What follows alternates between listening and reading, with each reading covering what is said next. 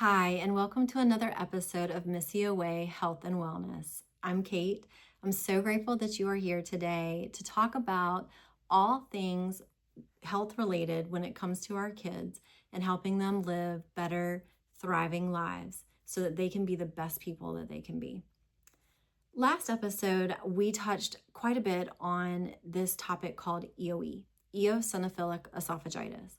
I shared a little bit about our story, explaining how my son was diagnosed with this condition, the different symptoms that led us to that diagnosis, and then ultimately what our next steps were of how we decided to treat it. This time, I want to talk about what EoE is. We can refresh on what EoE is, but I also want to draw the correlation between that and gut health, because here's the thing. EoE, by definition, eosinophilic esophagitis, is the release of eosinophils, the white blood cell that we all have in our body, that comes to the esophageal tissue, so your esophagus, and it attacks the food, thinking that it's a foreign substance, just like an allergy would, but the tissue gets in the way and becomes inflamed. That goes on long enough, you can build up scar tissue, and ultimately it is very difficult to swallow food. Not fun. And it can be one of these things where you end up having to take a trip to the ER just to get food removed from your esophagus. So definitely something that we always want to try to avoid and not put ourselves in harm's way for. And ultimately, the reason that the eosinophils are being released is because they are seeing foods being foreign substances, even if they're not really foreign. Maybe it's just strawberries, or maybe you're just having a banana. Maybe it's chicken, maybe it's steak, like whatever it is, but it's seeing this inflammation, or it's seeing this problem rather in your body that it thinks is wrong, and it's trying to attack it, being like, get out, get out, get out. And it can't, right? And so then it ends up causing this inflammation that causes all of these other symptoms and headaches down the road. And oftentimes just straight up painful right in that. Whenever you've had like a piece of food stuck, I don't know, maybe you don't have EoE, but you've ever swallowed like a piece of bread that's too big and you could feel it going down. That's what it's like for a person with EoE, except it just lodges and then it stays, and it's not pleasant, it's not fun. So the question is, okay, if it's an immune related response and it's an immune related condition, how do we figure this out at a root level so that it's not something that we're just trying to band-aid all the time? The last episode, I talked a little bit about the different remedies that we could do in order to alleviate EoE. I talked about an elimination diet. I talked about a PPI, a proton pump inhibitor, to cut down on acid reflux and all the acid in the stomach. And then I also talked about budesonide, which is a swallowed steroid. There's another medicine too that you can get injections for called Dupixent.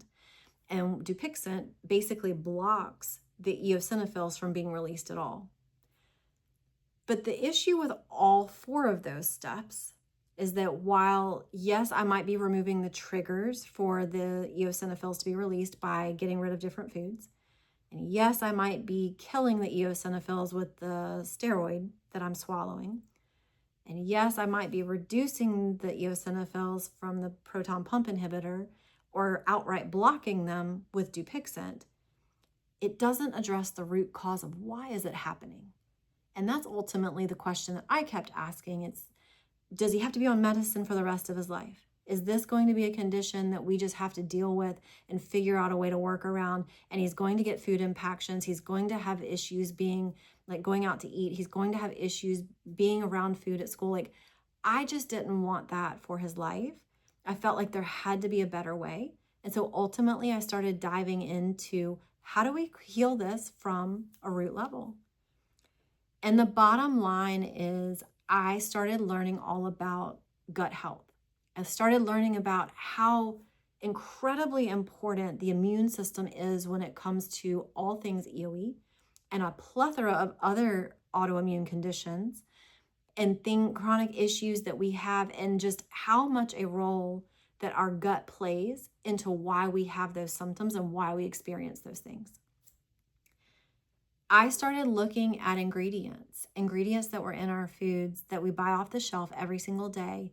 And I started researching them online to figure out what is considered inflammatory, meaning what would upset that gut microbiome and where like 90% of our immune system is housed and releasing all of these chemicals and hormones and eosinophils and a whole bunch of other things. What is going to bring that inflammation down so that the immune system doesn't feel like it has to fire all day long, every day, and cause this chronic inflammation problem? And ultimately, like I said, I started with ingredients. And as I started researching what ingredients cause inflammation in the gut, and we started removing some of those ingredients and also turning more toward whole foods. And when I say whole foods, I mean like foods that are grown out of the earth, out of the dirt, the soil that God made for us that we then consume. Those are whole foods, not something that's been processed 400 times to create a beautiful little cookie that's red on the shelf that has a whole lot of sugar in it. That's processed food, right? I'm talking about whole foods. I'm talking about fruits and vegetables and herbs and plants. And I'm also talking even about animals that are grass-fed, things that are of nature, things that our body understands as real food, things that our ancestors grew up on, fed on for centuries before we had all of this pretty stuff on the shelf that we get from our modern grocery store of today. Does that mean that you can't ever have a processed food again? Absolutely not. No, you can. But learning how to, number one, pick out the ingredients of those processed foods to say, this processed food's not good because that's going to inflame the immune system, versus this processed food is minimally processed, still tastes great, might be a slight bit more expensive than this food over here. Maybe not. It depends on the brand and what it's made of and all the things.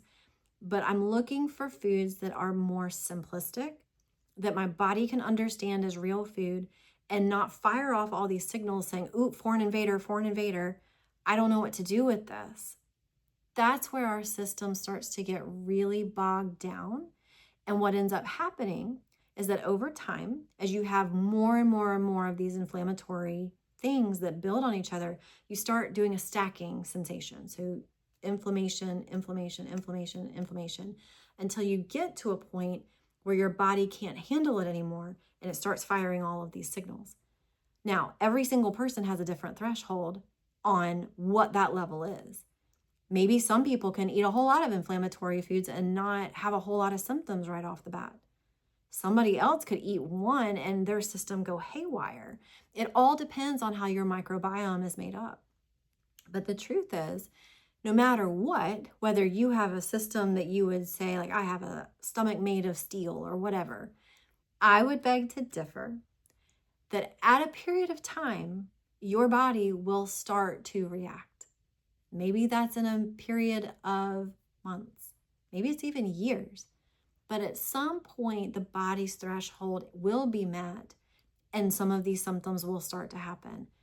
So as I started doing a deep dive into what EoE is and what I needed to do at a root level to fix it, foods was one of the very first things that I went to and started combing over to make sure that what we were putting in our body made sense, that I wasn't putting in inflammatory things, and that I was also using ingredients that were whole, natural, and things that my body understood as real food.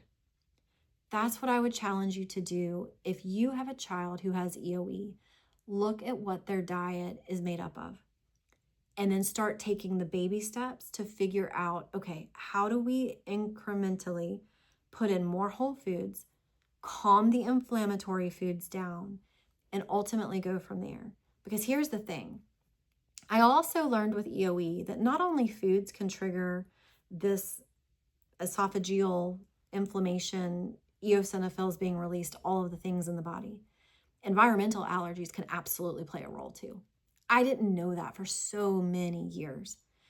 And ultimately what I found out is when that immune system is inflamed, like I just described, and then you put environmental allergens in there like pollens and pet dander and dust and all the other like perfumes and all that kind of stuff, If your body is already at this level, all it takes for one more stacking thing to be put on top, like this, is for your body to just go into haywire and wreak havoc. Maybe that means that it's a couple of those things stacked on top of each other. Again, it all depends on the person and what their gut microbiome is made up of, how it's designed, how it's orchestrated, and how it decides it needs to react when it has what it deems as real or not real foreign invaders in the body. Ultimately, what the question is from here is, great, okay, if we try to figure out the foods, what do we do with that? So not only do you have to look at foods, but you have to look at your overall foundation. What's their sleep look like? What does their water intake look like? What kind of environment are they living in a house or out in nature that could potentially be affecting their immune system as well? Once you figure out the foundational pieces and ultimately doing a deep dive into your child's health, that's where you can start to put the pieces together and ultimately figure out what kind of treatment plan makes sense for my child and what is sustainable. Because here's the thing I knew too. With the plan that we were originally given with our son's case, and where we were just masking symptoms and not getting at the root level cause of what was happening, I knew that that plan was not sustainable for us. The daily steroid, the PPI, ultimately leaning toward Dupixent, which is an injection that you have to give weekly. And the whole thing became incredibly overwhelming to me. And I said, what are we doing with the body? I know that we're masking symptoms, but are we actually solving anything? And are we ever moving toward a place where we don't have to rely on these medications to make life doable? And I knew in my heart that the answer was no to that if we kept on that path, that we would likely be in the same place today that we were 8 years ago when we started this whole plan and figuring out what would work best for my son in the way of treatment. That's where I want to give you the hope that there are alternative ways. There are different remedies, different things that you can implement into your everyday life. And I'm more than happy to help you with that any possible way that I can. I remember so well when all of this was thrust upon me when my son was so young. I mean, he was 11 months old when we got that diagnosis. And I remember going out on the back porch and I just sobbed. And I was like, I feel like this is the end. Not the end of his life, but the end of everything that we had ever known in the way of parenting, in the way of survival of a child, in the way of eating, in the way of cooking, all of the things. And in a way, I wasn't wrong, because our entire lives changed that day. We knew without a doubt that we were going to have to start doing things differently. But the scary thing was, at the times I had no idea where to go, who to ask, where to turn. Like, I knew what my doctors were telling me, and they were a wonderful team that we had, especially starting out. Our specialist, our GI doctor, our allergist, our dietitian at the time, they were absolutely phenomenal, and I cannot say enough good things about them. But I also knew that I didn't want to keep masking the symptoms, and I didn't want to constantly be taking foods away from my son's diet and tinkering with the things forever and ever and ever. I really, truly wanted to give him the best life that I possibly could, and in the most normal possible way I could as well. And I knew the only way to do that was to heal him from the inside out. And so I say all of that to share with you, if I could tell myself then what I know now, is that there is light at the end of the tunnel, that there is a promise of tomorrow's hope, that there are answers, and that there are ways that you can support gut health, that you can build a foundation of immunity so that your system is not constantly firing off, constantly fighting itself, and constantly giving you these symptoms that can be life debilitating. I encourage you to continue to follow along with me in this journey as we unpack different ways, different methods, different teachings, different approaches to how to heal the body from the inside out, so that you can take these tips and you can take these resources and start implementing them into your family. I more than anything want to go back and be able to tell myself that there is that light at the end of the tunnel, that there is hope. And I'm here to tell you today that there is light, there is hope. There are ways that you can heal your child. There are ways that you can have a better way of life. It's just a matter of finding the pieces that work for you and your particular family. Please be sure to like this episode, especially if it was helpful for you. Share it with somebody. And if you feel like it would be just eye-opening and hopefully life-changing for them as well. Be sure to subscribe so that you don't miss an episode, and leave any questions that you have below. If you haven't had a chance to download my guide to the top 5 allergy swaps, I encourage you to do that. There's a link in the show notes below. And there's also a free guide if you're not sure how to shop a grocery store, especially looking for whole foods, and how to do that quickly, efficiently, and within budget. Definitely download that guide as well so that you can start getting some of the tools today to help make your shopping experience that much easier. Thank you so much for being here, and I hope to see you on the next episode of Miss EoE Health and Wellness. Until next time.